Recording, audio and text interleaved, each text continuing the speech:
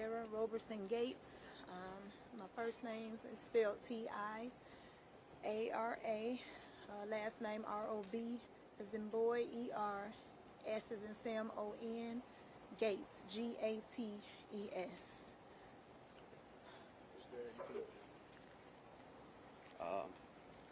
My name is Javion Magee. It's K-O-R-I-M-A-G-E-E. It's my son.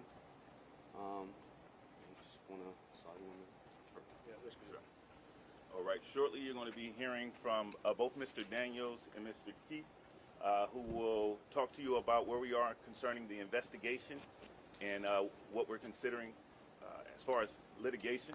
The family has just gone through an exhausting process of reviewing all the evidence in Vance County's files, detailing the death of their son. So they're not in a position to answer questions now. So any of those questions are going to be bounced off of us. If you have some questions that you would like to pass through us, that's okay, and we'll see if they're able to answer. We've asked them to limit any statement to how this experience has impacted them, and reserve any legal questions or factual questions for their attorneys. Okay. That being said, you'll hear next from. All right. So let me start by saying here, this is an absolute. Put my glasses back on. This is an absolute tragedy. No matter how it panned out, you got a 21-year-old, bright, rising star, independent young black man from Chicago, Illinois, who has taken a path to be independent of his parents, to work as an over-the-road trucker, and was doing a phenomenal job. He found himself here in Vance County, and like I said, the facts are still working its way out, but we do know that he was found hanging from a tree. Now, I know there have been some statements from the sheriff concerning what's considered a lynching or a hanging, but I'll show you the pictures that we saw. It's very clear that he was hanging. Not in the manner which you may saw in the 60s and the 20s and 30s, but it's nothing to take away from it. We are here for one reason only, and that sign says very clear, get justice for Javion and the Magee family.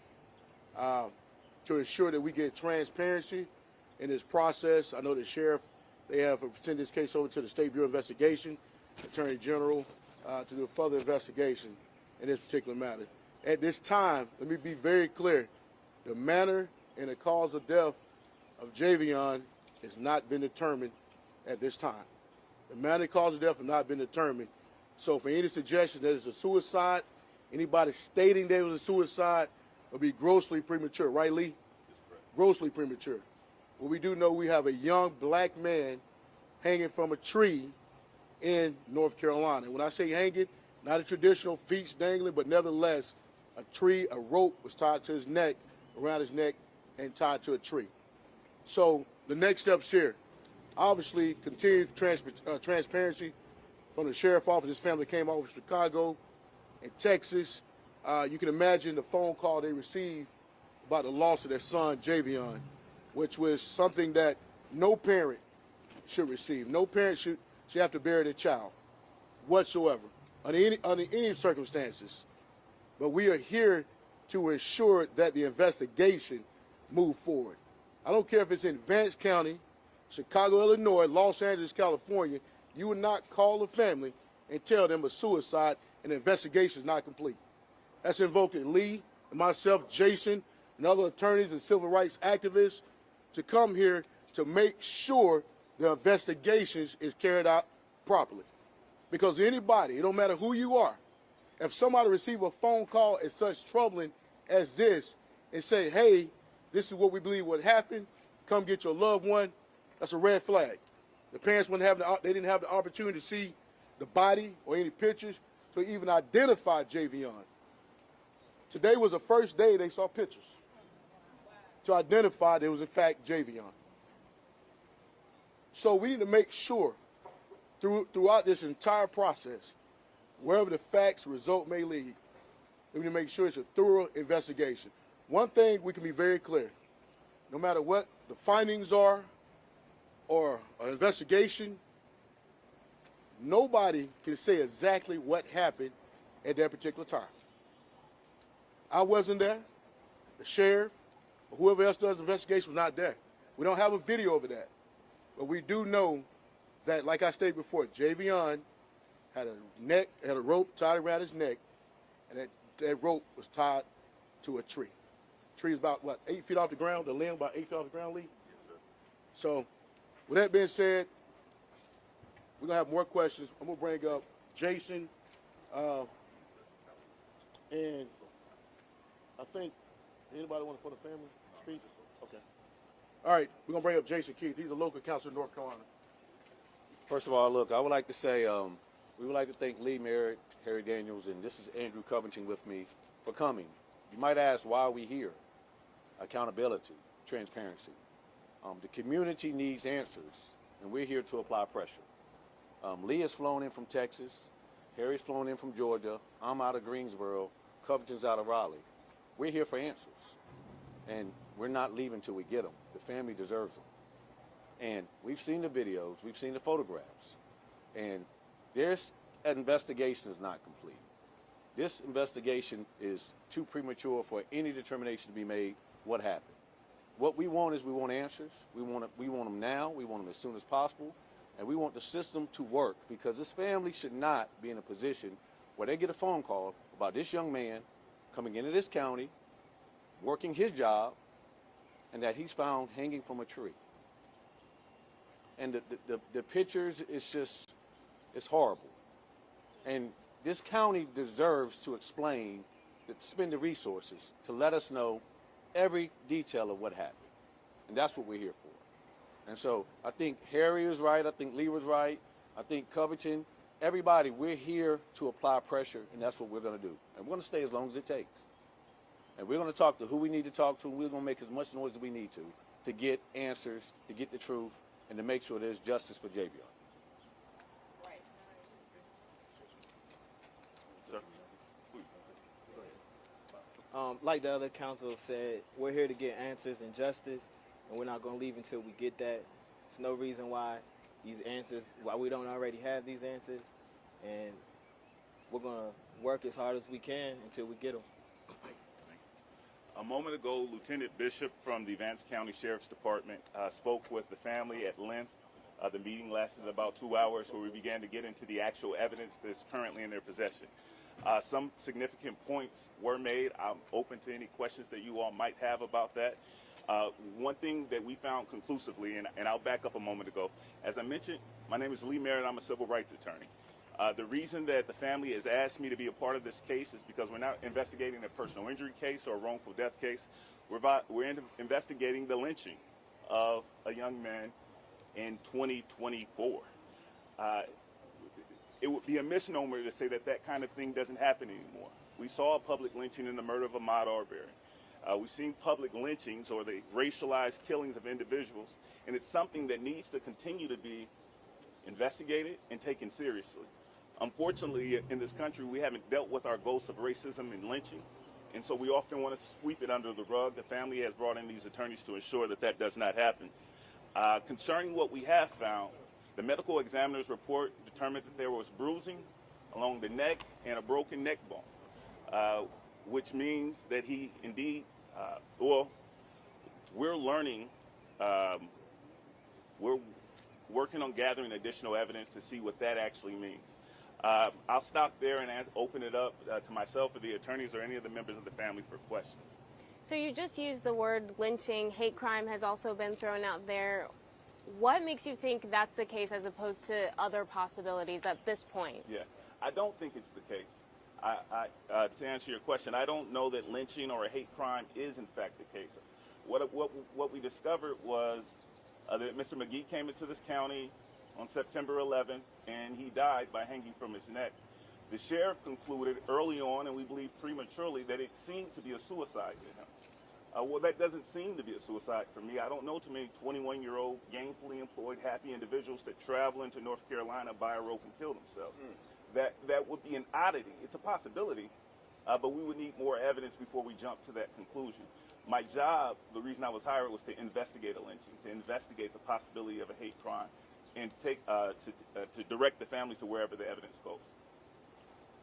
Well, you've heard a little bit from the sheriff about the timetable leading up to this, but as you mentioned, not entirely forthcoming.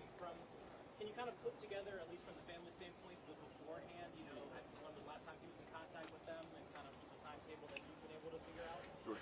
Yeah, the sheriff should be releasing a detailed timeline today to the media. I don't know if they'll be having a press conference themselves, but they have indicated to us that a timeline will be released as best as they can gather through their investigation. So, as relates speaking to the family, it's my understanding Javion was excited about going to Houston, Texas, and spending times with his cousins.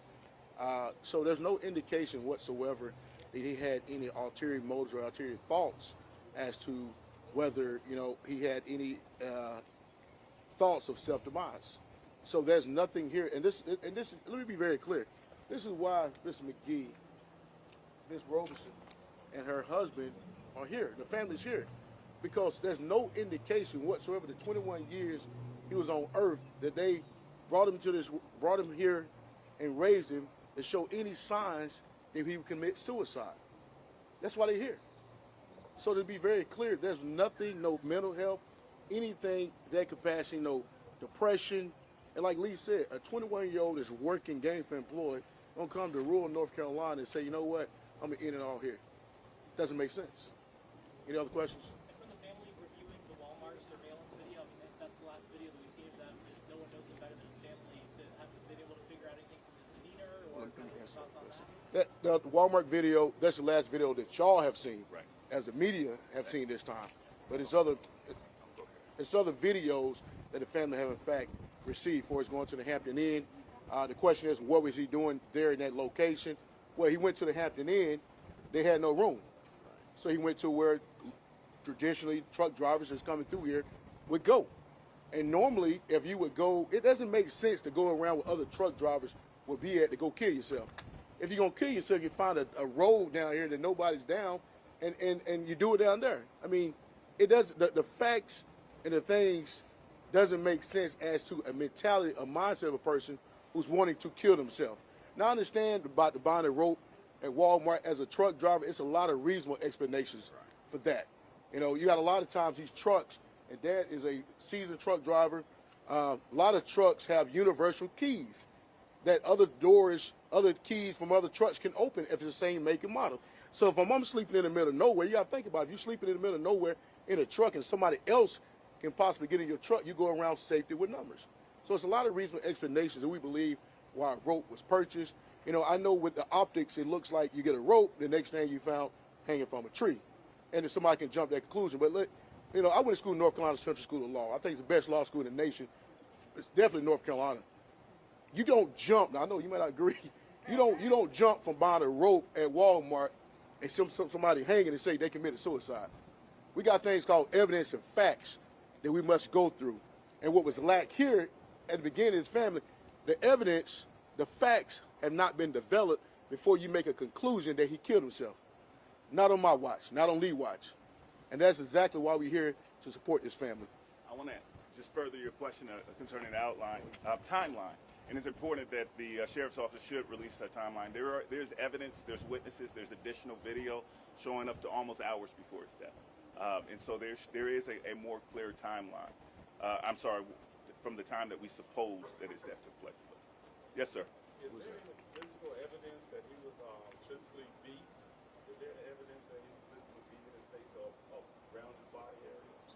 We are still in the investigation terms, gathering evidence concerning whether or not he was assaulted. In terms of his physical body, there's bruising about his body that could be consistent with him hanging from a tree and being exposed to the elements for an extended period of time. There's also an additional way to translate that evidence to say that he was bruised or hurt or injured by others. Yeah, are you pursuing an independent autopsy? At this time, no. Depending on what time of this investigation, are you guys planning on filing some kind of Yes, ma'am. Depending on the outcome of the investigation, we are speaking with the family and considering additional legal action. Question. Based on what the sheriff is saying, is he able to say more to the public, or he's pretty much limited what he can say to the public? Well, I don't say necessarily think he's limited what he can say to the public. You got to be mindful that it is an ongoing investigation. You don't want certain things that put out there to disturb that investigation. So those are things that you don't understand as law enforcement, that you don't want to put certain things out just in case you have a lead for a possible suspect.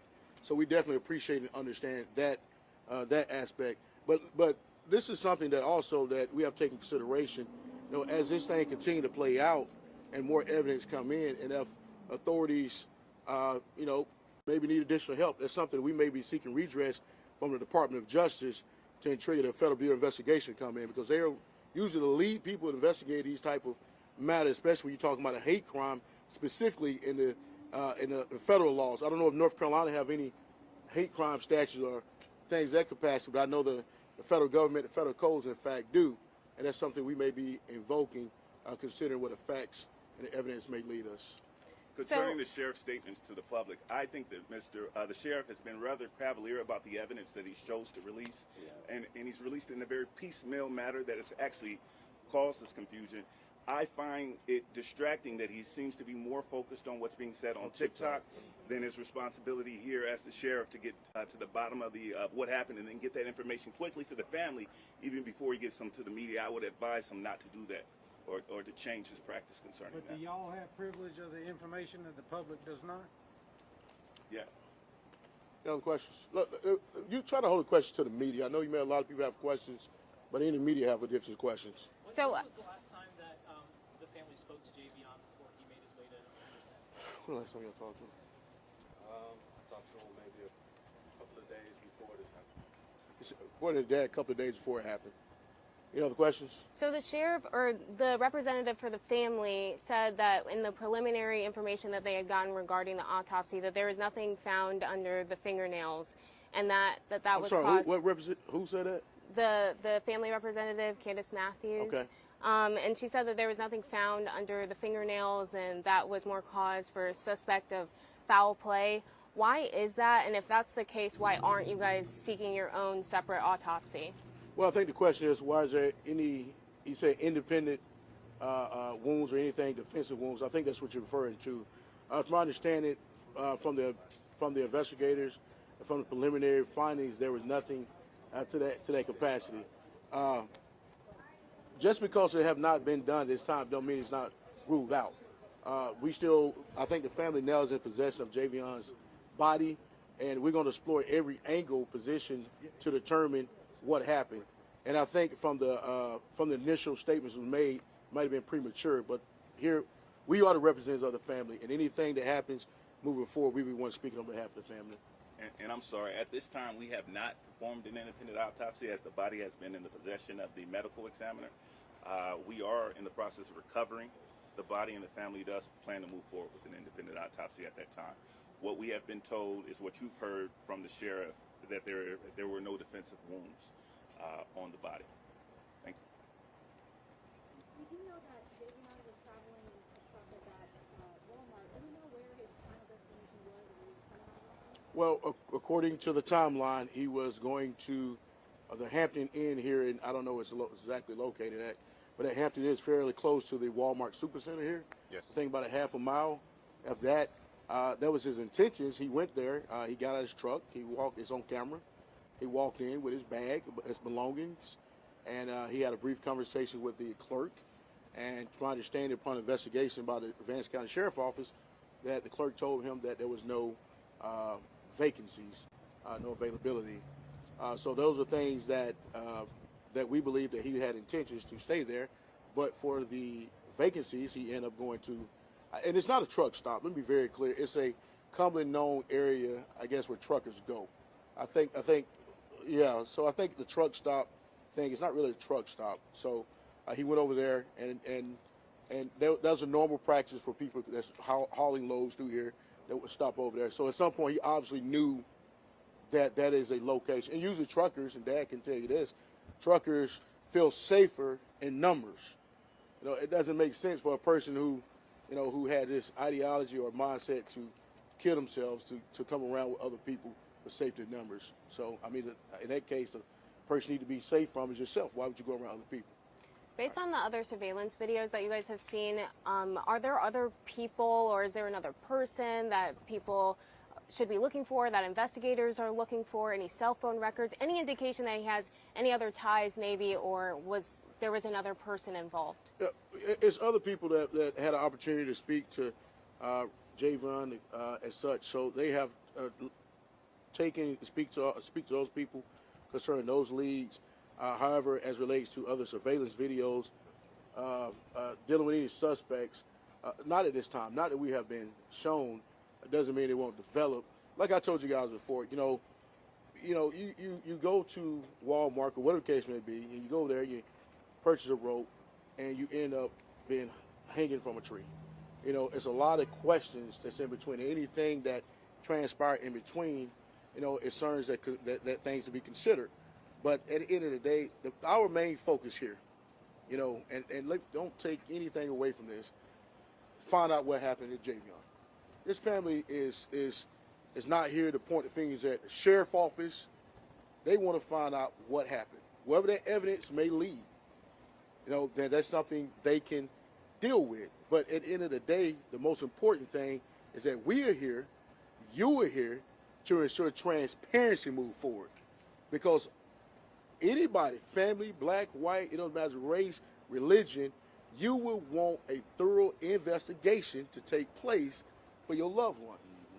You want to know.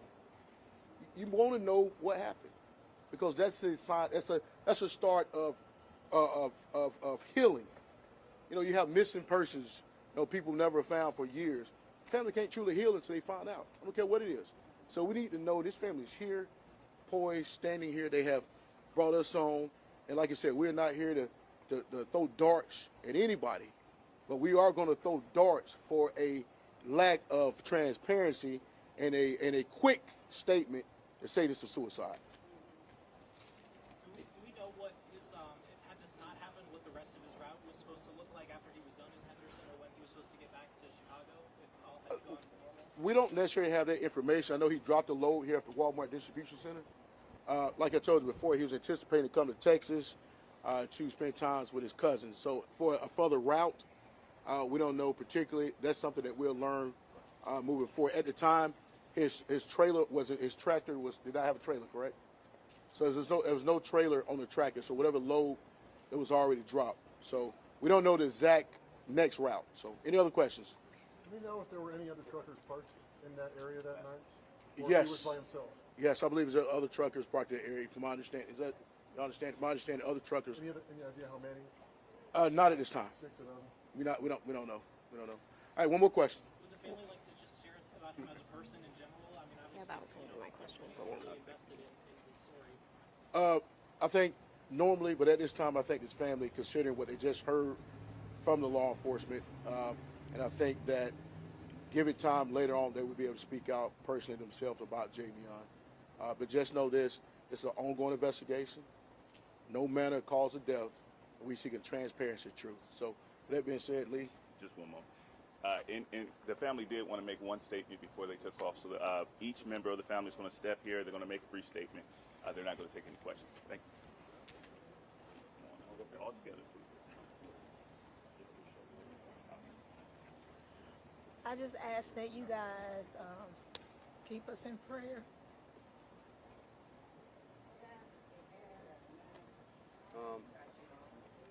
I do want to tell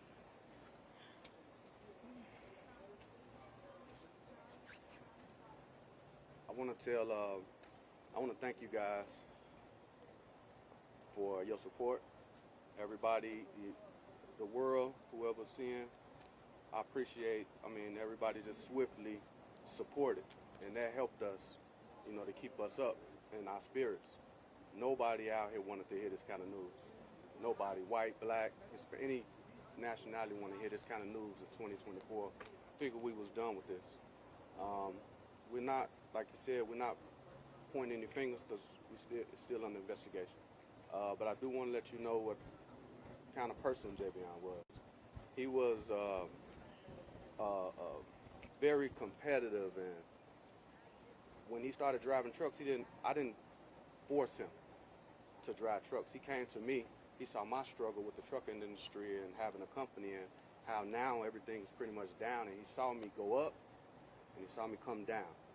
And then I guess he took it upon himself to step up, because I said, we as black people, we don't have nobody we can put other people on to businesses. Like most companies, these big companies, it's generations that form these companies, but they start as one or maybe two people.